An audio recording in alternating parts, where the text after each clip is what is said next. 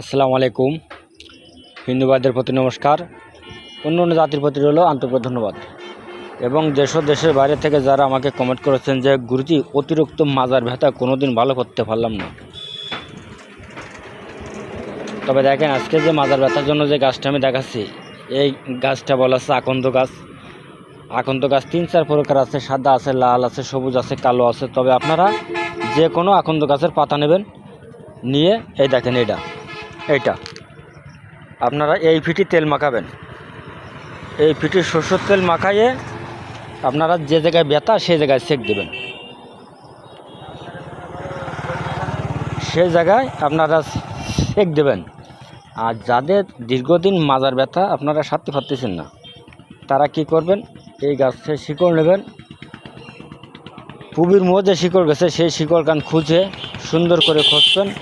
পুব মোহ যে ছিঁড়ে গেছে তার ট্যাগ কল কাটিয়ে দম ধরে কাটবেন।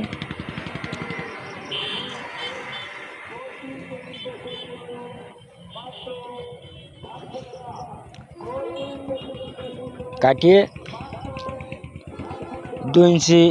2 ইঞ্চি সমান কাটলেন। কাটার পরে আপনারা কালো সুতো দ্বারা আপনাদের মাজায় বা কোমরে ধারণ করবেন।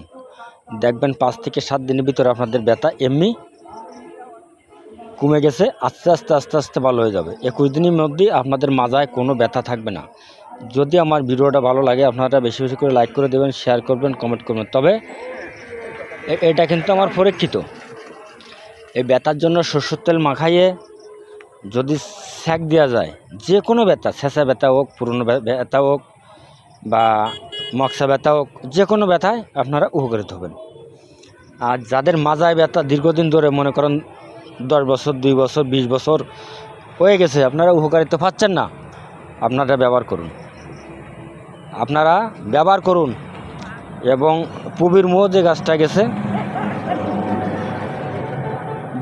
যে শিকড় কান পুব মোহ গেছে, সেই শিকড় কান খসবেন। খুঁজে যখন কাটবেন নিঃশ্বাস বন্ধ করে কাটবেন। এক নিঃশ্বাসে কাটে আপনি ডাঙায় উঠলেন, এরম 2 কোয়ার কাটবেন।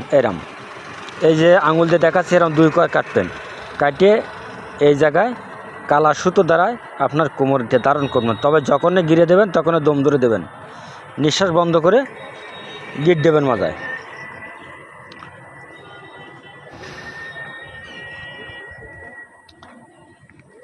দেখবেন আল্লাহর রহমতে 3 থেকে 5 দিনের ভিতরে আপনার ব্যথা কমতে গেছে।